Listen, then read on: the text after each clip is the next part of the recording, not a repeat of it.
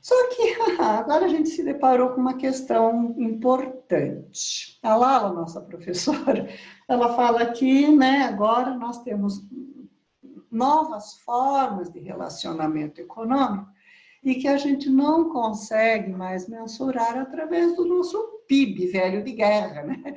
Que ele existe desde a década de 30, de 40, né? Que ele foi oficializado, ainda é uma medida mundial, né? Mas de medição de produção. Né? O PIB é a quantidade produzida num determinado período, num determinado local, país, tá certo? Em termos de quantidade de bens e serviços produzidos e oferecidos. Isso não cabe mais agora nessas novas tendências econômicas que a gente vive, tá certo? Então surge, né, aquilo que a gente já adiantou, a economia donut, a economia da rosquinha, onde a Kate Hayworth, é uma professora lá de Oxford, e ela, então, mapeou aí os limites da economia. E ela acendeu um sinal amarelo, quase vermelho, falando que não dá mais para a gente manter aquele ritmo de crescimento a qualquer custo, que foi muito apregoado pelos países, principalmente desenvolvidos, falando que nós tínhamos que crescer, sei lá, 5, 10% ao ano ininterruptamente. Né? Ou seja, a gente vai crescendo, crescendo, crescendo, crescendo, crescendo, crescendo, o céu é o limite. Não dá, tá? E ela fez lá os seus estudos econométricos e ela percebeu que a nova economia, então, teria esse formato de rosquinha, né? Ou seja, a rosquinha mesmo, que a gente conhece. Né? Ou seja, nós conseguimos exercer as nossas práticas econômicas e viver com sustentabilidade só nessa areazinha, né, da rosquinha. Aqui dentro, nós temos carências que a gente precisa atender, e aqui fora, nós temos um comprometimento sério com o nosso meio ambiente. Tá certo? Eu tenho uma frase no livro que eu achei extremamente interessante, né? Ela fala que nós vivemos uma monocultura do dinheiro, né? A gente está tão acostumado com o que a gente vive, a gente está tão acostumado com o sistema, que a gente se porta como peixe, né? Que não sabe que vive dentro da água. Então, nós somos criaturas econômicas, somos os homos econômicos que não sabemos que vivemos num sistema capitalista, mercantilista, não é? E que isso está comprometendo a nossa vida e principalmente o nosso futuro. Bom, então vamos lá, né? Vamos ver que limites são esses aí que a gente está... Peraí, deixa eu ver, vamos botar os 6 aqui.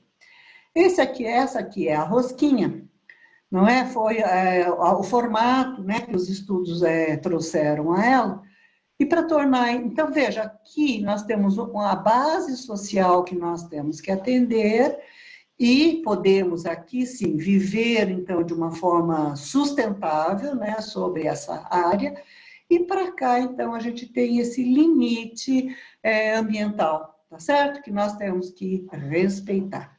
Quais são esses fatores externos que nós precisamos atentar para? São as mudanças climáticas, são as retiradas de água doce, considerando que 3% da água do planeta é água doce, as cargas de nitrogênio e fósforo que nós temos em nossos fertilizantes e que comprometem mananciais de água, a acidificação dos oceanos, a poluição química, a poluição atmosférica, a destruição da camada de ozônio, que não é de hoje, a perda da biodiversidade e a mudança do uso, da utilização do planeta, da nossa Terra, como que nós estamos preenchendo esses espaços.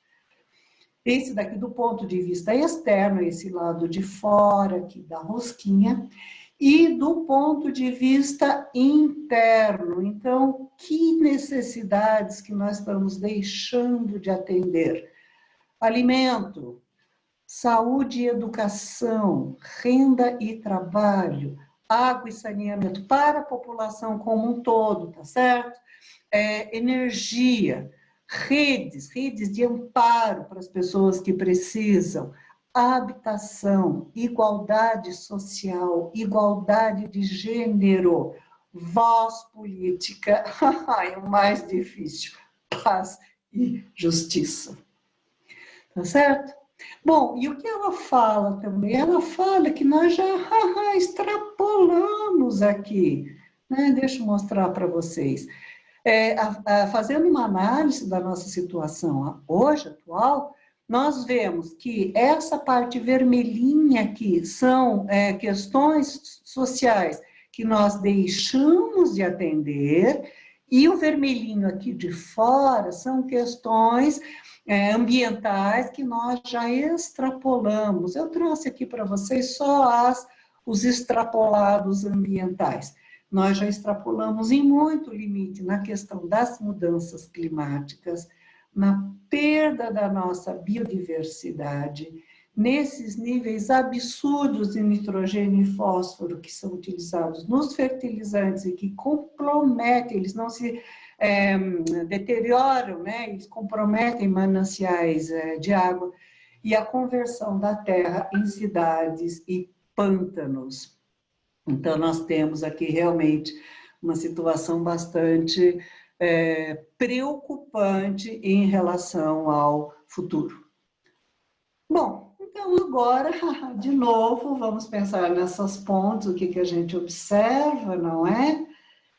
Quais foram as pontes, então? Quais são as pontes de construção desse nosso regime capitalista, mercantilista para essas novas economias? Por que que isso está mudando? Qual é a ponte para o futuro, então, da economia e, consequentemente, da vida? E qual é a tônica dessas mudanças?